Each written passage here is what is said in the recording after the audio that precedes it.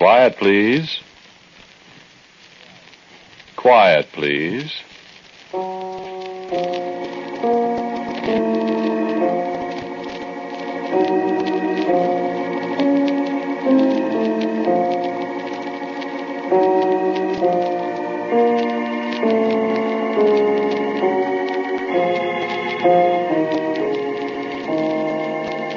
The American Broadcasting Company presents Quiet, Please, which is written and directed by Willis Cooper, and which features Ernest Chappell. Quiet, Please for today is called Adam and the Darkest Day.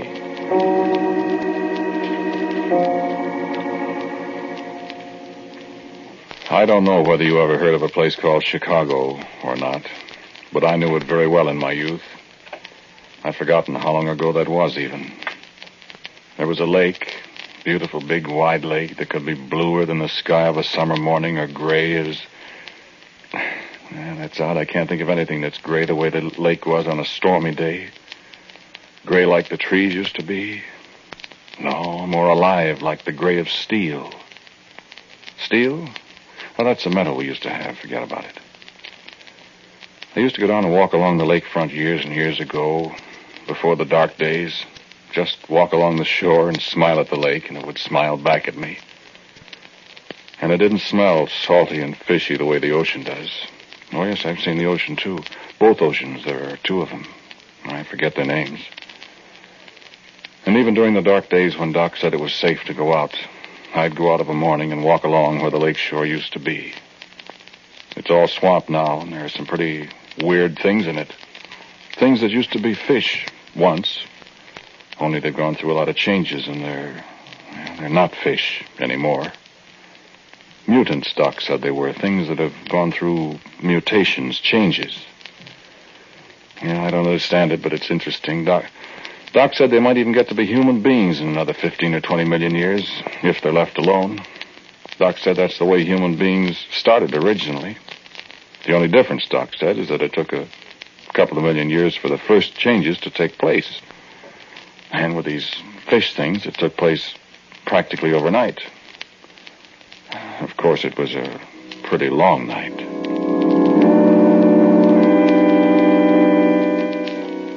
I guess I was about 20 when the war started.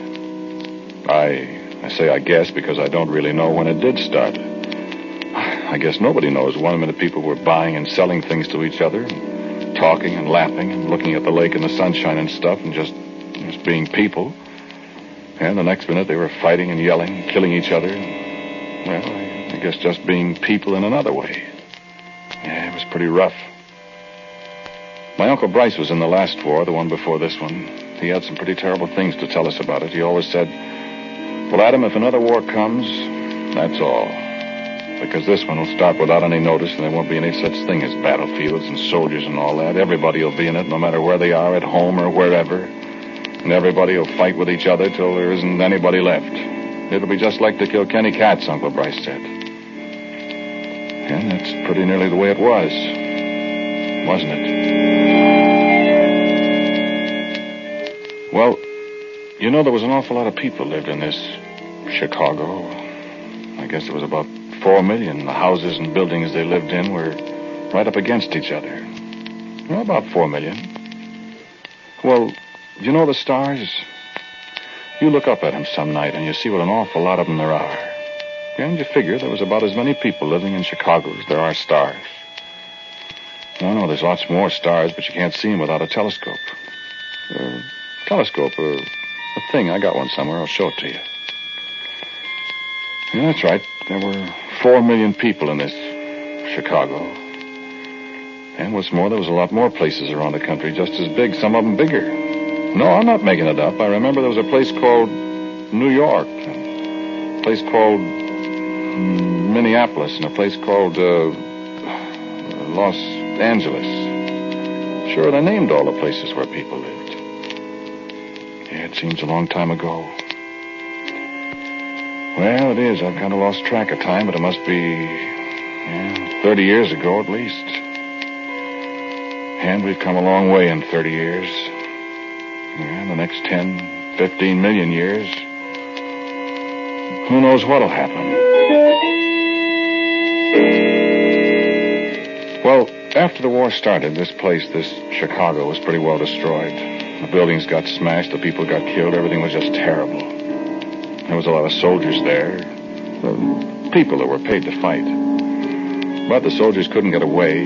There wasn't anybody to fight with because you couldn't see them. You'd be standing there and there'd be a noise and fire and smoke.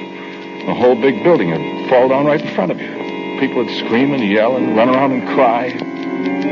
I got mad at the soldiers, I remember. Pretty soon it wasn't safe for a soldier to be seen in the streets. And for that matter, it wasn't safe for anybody, but a soldier especially. Well, because people would do terrible things to him. Well, as I said, the buildings were all being knocked down. It was getting along toward winter, and it was cold. People were having an awful time. So I looked around. There wasn't anything else to do. And I found me a place. There was a big warehouse. A place where people stored things. They'd buy furniture and stuff for their homes, and then they'd lock all the stuff up in the warehouse. Oh, I don't know why. It isn't important. Well, this warehouse was a great big, strong, heavy building. It was on the corner of a street that had a number and another big wide street with a parkway down the middle, all green grass and flowers and trees. You know, it was awfully pretty there where the warehouse was. It had got knocked around a little, but it was still a fine, big, safe place. The people that owned it had got killed or went away or something. So I just moved in. Man, it was a mighty good thing for me that I did. Because the second night I was there behind those nice thick walls and those big doors, somebody did something that blew Chicago off the map. Off the map. Yeah, that's an old saying. It means that a place just disappears. And that's what happened to Chicago. All except a little bit of this warehouse I'm telling you about, a little part way down deep underground where I was asleep. And where I found Doc. And I found Emily. I didn't know anybody else was there. My head hurt. It just seemed as if I couldn't hear anything or see anything, even feel anything, except my head hurting for the longest time. And finally I was able to get up. It was black dark. I moved around a little. I got up. I found I could walk there in the darkness. And then somebody took hold of my arm. Who are you? I'm Adam. You're what? Adam. What are you laughing at? Boy, if I'm not badly mistaken, they gave you the right name. Huh? Well, that's just a little gag, son. You all right? My head hurts. Who are you? Well, my name's Fred Straley. Well, Everybody calls me Doc. That is, when there was everybody. How do we get out of here? Well, there was a door someplace. I expected there would be. What happened? Well, that I don't know, son, but whatever it was... Hey, wait a minute. Where are you? Here. Don't go opening any doors yet. Why? I want to get out of here. You got anything to eat? Well, there was some stuff in here someplace, some cans and stuff. Good. How'd you get in here? I thought that... I got lost. You're not a soldier, are you? Me? No, son, I'm not. I'm a scientist. Oh? That's a very vague term, though, isn't it? I'm a geneticist. What's that? Let's say that I kind of study. Well, you know what biology is? No. Well, it's the science of life, see? My racket's a special part of biology. Oh. What's the matter? I thought maybe you were one of these fellas that makes bombs out of atoms or whatever it is. No, I don't do that. I study the effect of nuclear fission and all that on human beings and whatnot. Oh. Let's get out of here. No, I don't think we will, Adam. Why not? My well, goodness. In the first place, Adam, I don't think it's very healthy outside. And in the second place, I seriously doubt we can get out of here. If we can't, we can make a noise hammering or something, somebody will come and dig us out. Well, yes, except for one thing, Adam. What? I don't think there's anybody out there. Well, maybe not right now, but somebody will come. I doubt it. Why? Because I'm pretty fairly sure there's nobody left in Chicago, Adam, except you and me. See what I mean? And so there was somebody else. Emily. We stumbled around in the dark for quite a while before we found her. When we did find her, she was so scared she couldn't talk. She had a flashlight when she came in the place, but she dropped it, couldn't find it again. The flashlight, it was a kind of a thing like a stick, only it was metal. You pressed a button and the light came on. Finally wore out. Well, finally, Emily found her voice again. Once she got started, we couldn't stop her for the longest time. Walking for days, it seems. We lived out in Lake Forest, and we had a bad time out there. And people started dying from some disease nobody ever heard of. And I decided to run away, and I took some money. I was afraid to take any food, because maybe it was the food that was giving people the horrible diseases and making them die. And all I wanted to do was get as far away from Lake Forest as I could, and I walked and walked and walked. And then a soldier chased me, and a man hit him and knocked him down, and the man started after me, and I ran, and the door was open, and I ran in here, and something happened. What did happen? Could you stop crying now for sure? I'll try. Because, believe me, it won't do a particle of good, young lady from Lake Forest. My name's Emily. It won't do a particle of good, Emily. Are we going to die? Not at just this moment, Emily, but I have an idea we may not be very interested in living after we know a little more about what did happen. Are you hungry, Emily? I haven't had anything to eat for... I don't know how long. Well, there's some cans of stuff. Yes, I think they'll be safe to eat, Adam. Safe? If anything, safe. Can you find them all right? I think so. I think they're over here, or maybe... Light a match. A match. A little stick with something on the end of it, and you rubbed it on a wall or something, and there was a fire. We found it very useful.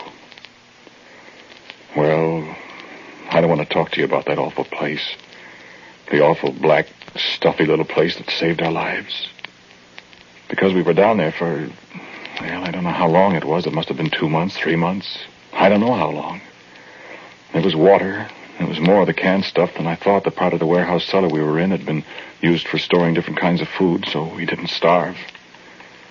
But it was awful. It was awful. Finally, I said to Doc one day, I didn't know day from night, of course. I said to Doc, I'm going to get out of here. We're all going to go crazy if we don't get out of here. I know that, son. It's been bothering me a little, too. Not that it makes any difference. We all three went crazy, of course. I want to get out of here. Why can't we get out of here? Well, look, I told you I had a pretty good idea what happened, and I also have a pretty good idea that it wouldn't be very healthy outside for a long time. So that's why I know. You told us that, but aren't we ever going to get out? Have we got to stay down here forever? No. What? What do you mean, Doc? I've been out. You have? Yeah. Can we go? I've been keeping it to myself. Why? Well, I didn't like it outside. But you're all right, Doc. Yes, I'm all right. I'm alive, if you want to call that all right. Is there anything out there to hurt us, Doc? Anything to hurt you? No, there isn't anything out there to hurt you. In fact, there isn't anything at all. And when Emily and I followed Doc out through the tunnel he had found, and through the dark caves the tunnel led to, with water dripping and little things scrambling out from under our feet in the dark, when we crawled out into the daylight, we found out Doc was right. There wasn't anything. Yes, just like it is now, just nothing. Only then The nothingness was so new. There wasn't any Chicago at all. Just a big flat prairie, everything all gray. A gray sky. I looked around to see if the lake was reflecting the gray sky. There wasn't any lake either. But a long way off, I could see the edges of the marsh and the swamp it had turned into. And I could smell the dead fishes. That was all there was to smell. They were the only dead things left. And we three were the only live ones. So dark. Is it? I mean, what time of day is it? The lake was on the east, wasn't it? That's right. Drexel Boulevard ran along this way. And this was 43rd Street, east and west. And there isn't a sign of So the sun's a little south of east. It's morning. Morning. About the time of day people be going to work. Morning. The sun seems so far away. Doc, is it like this every place? Well, that I don't know, Adam. But it can't be. It very well can be, Emily. Are we the only ones left? I don't know. And I don't think we'll ever find out. I don't We understand. might go away from here and maybe find somebody, but we don't know which way to go, and there's only one way to go. Walk, But somebody will come and find us. if there is But anybody. there must be somebody. If there is, child, they'll be just as dead as we'll be before very long. Why? Did you say something about the sun a little while ago? Why? I said it. I said the sun seemed so far away, didn't I? That's what you said. Well, it is. Is what? Far away. And we're getting farther away from it every second. I don't get that. Let's go back, shall we? Cold out here. This is what Doc told us down there in the cave where we'd found each other. This is what we listened to sitting there in the half-dark, the feeble daylight filtering in through a hole we made in our roof. Think of us sitting there, Emily's hand in mine. Doc not looking at us as he talked. This is what Doc said. Listen. We had this figured out quite a while ago, Ross Wilson and I. We were pretty sure what had happened one day when the right kind of bomb went off. We knew what the physical effects would be on cities, on the surface of the earth, on people. And we guessed what might happen if a giant bomb were set off. A bomb big enough to do what this one did. We worked on it for years. We had whole books of mathematical calculations. Tell us, Doc. Well, the Earth used to revolve around the sun. The sun was 93 million miles from the Earth. Doc, why do you say used to? Why do you say was? Well, because we suspected that a heavy enough blast of nuclear fission would throw the Earth out of its orbit. What's that, Doc? Well, you take a rubber ball on a string, you swing it around in a circle. Now, that circles its orbit. The string is the sun's attraction that keeps it moving evenly. Yes, I get it. And then somebody comes up and hits the ball with a stick while it's going round and round. Yes. And what happens? The ball flies off at a tangent. That's right. Well, that's what's happened to the Earth. The Earth has left its orbit, children. And this explosion did it. Set it off like a rocket, in a way. And so we're all of us, we three and whoever's left, we're off on the biggest joyride that ever happened. What's going to happen, Doc?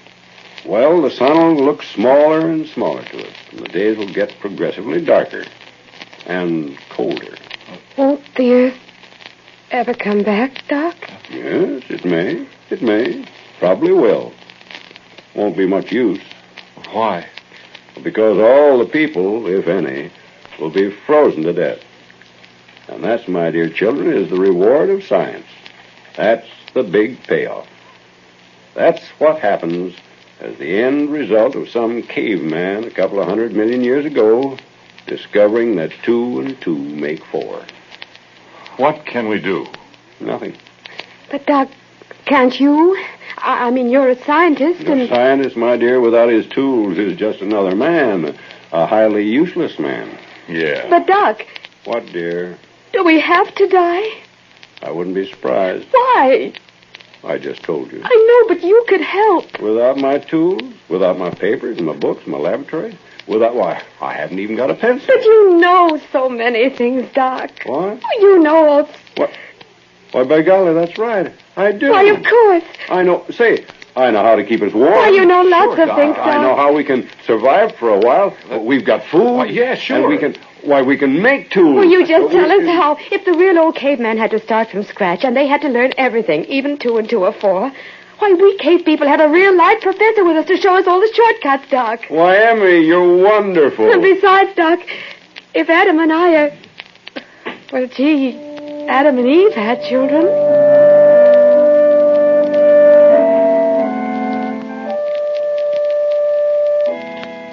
And the dark days thus began. Daily the sun grew smaller, and daily the cold grew more and more bitter.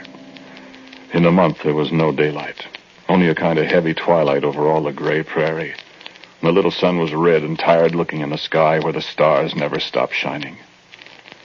Doc showed us how to make our cavern not comfortable, but livable. The cold grew more awful. We huddled together over our little fire, existing rather than living. We'd insulated the place, following Doc's directions. Once in a while, we went out into the dead world, faced the frightful cold for a minute or two, to look at the dwindling sun, to see if we still fled from it. We talked very, very little, for our very breath froze at our lips. Doc, will we ever go back? We've got to go back. All the laws of nature. And time went on and on and on. And we knew that we three were all that the world held of living people. We were very close to death. And Doc still encouraged us. No, a day'll come. A day'll come, Adam. Oh, I'm so cold. Hold me, Adam. A day'll come. A day'll come that'll be the darkest day of them all. And that'll be the best day, Emily. Why, Doc? Why, that'll be the day when the earth reaches the end of this wild runaway ride. That'll be the day when we stop and start back. But maybe we'll not be here to see it. Oh, we will, Adam, we will. And Adam, listen. What? Are you comfortable, Emily? Better. What, Doc? The day, the darkest day. That's the day I'm really going to start teaching you the things you'll need to know to survive. Because I'm older than you kids. I don't know how much longer I'll last.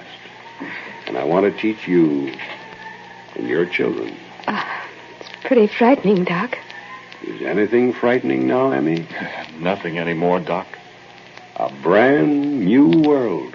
And Doc told us the secrets of the 9 planets. Sometimes we dared that frigid outside air to look up into the strange sky. It was always dark now. Nothing but the stars and the tiny, withered sun were above us.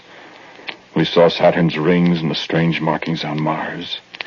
We saw the Milky Way grow brighter and greater, and the nebulous the Doc told us about.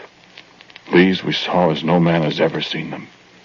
We suffered much, and we lived. We lived until that day when we could no longer find the sun in the sky, for all the sky was filled with stars, universes undreamed of. And our little sun was far away, and only another star among the billions. That day came, the darkest day the Doc had told us of. That was the day the Doc and I stood outside and saw our sun was lost. The darkest day. And we went back inside to Emily. While Emily slept, we talked. Tomorrow? No, Adam. We won't see any change by one day. In another week, we should be able to see the sun again, to recognize it. And by another month, it'll be warmer. The sun will begin to get bigger. And in a few months... It'll be longer than that, Doc. It took us a long time to get way out here. But now we'll return faster, Adam. The sun's attraction, you see. And then what becomes of us? Well, there's so much to teach you. What? Oh, so many things. Yeah, I suppose so. Yeah, I'm almost afraid. Afraid? Why? Well, science did this to the earth. Good night. I'll talk to you tomorrow. No, Doc. Let's talk some more. I've got a lot of thinking to do, Adam. I promise you, I won't teach you anything that'll hurt you. Good night. When I awoke, and Emily awoke, Doc was gone. I called his name. There wasn't any answer. Emily woke up and smiled at me. I got out and went to the door of the cave. I went on outside. I found Doc. Doc was lying there in the snow outside the door. And he'd opened up his coat and just lay there. And there was a smile on his face, that quizzical, crooked smile I'd got to love so well. And there was a frozen sheet of paper in his hand. Doc had found a pencil somewhere. He'd written across the top of the sheet, "To Adam, for the darkest day." And as I picked it up, I discovered something. Across the snowbank where Doc lay, fell my shadow. I looked up, and there was the sun, a third as big as it used to be, but blinking cheerfully at me and the dead man in the snow. And as I stared, it seemed to grow bigger.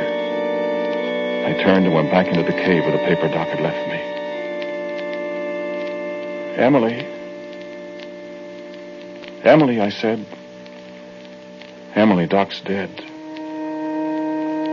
Doc left a note for me. I'm going to read it to you. "Listen, Emily," I said, while I read it. "Dear Adam and Emily, you make your own world without benefit of what I can teach you and your children. Because I'm a scientist, children, and I know too much. And I know I can't keep from teaching what I know. And the old world had all it needs of the things that come from knowing two and two make four. So good luck to you both, and to your children." That's all there was. But, Doc, we didn't have any children. No, Doc.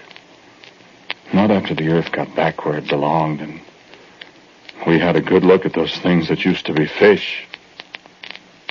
Those mutants, those changes you called them, remember?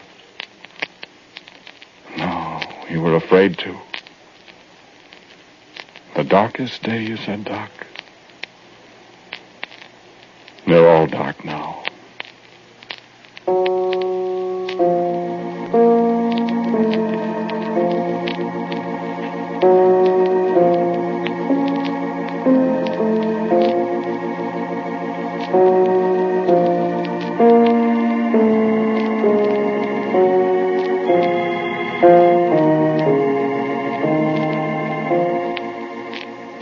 The title of today's Quiet Please story is Adam and the Darkest Day. It was written and directed by Willis Cooper. And the man who spoke to you was Ernest Chappell. And William Adams played Doc. Emily was Kathleen Cordell. As usual, music for Quiet Please is by Albert Berman. Now, for a word about next week, here is our writer-director, Willis Cooper. Thank you for listening to Quiet Please. Next week I have a story for you called The Evening and the Morning.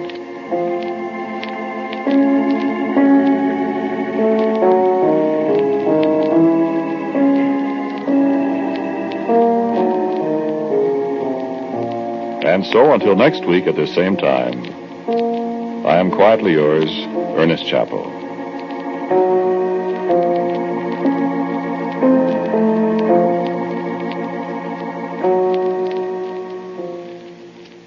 And now, a listening reminder. There's another dramatic adventure waiting for you on David Harding Counter Spy this afternoon when this efficient law enforcement group becomes involved in the case